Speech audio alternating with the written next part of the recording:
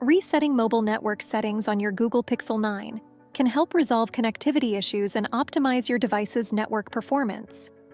Here's how to do it. First, swipe up from the bottom of the screen to pull up the app drawer. In the app drawer, locate and tap on the settings icon. Scroll down the settings menu until you find System, then tap on it. In the System menu, scroll down again and look for and tap on Reset Options.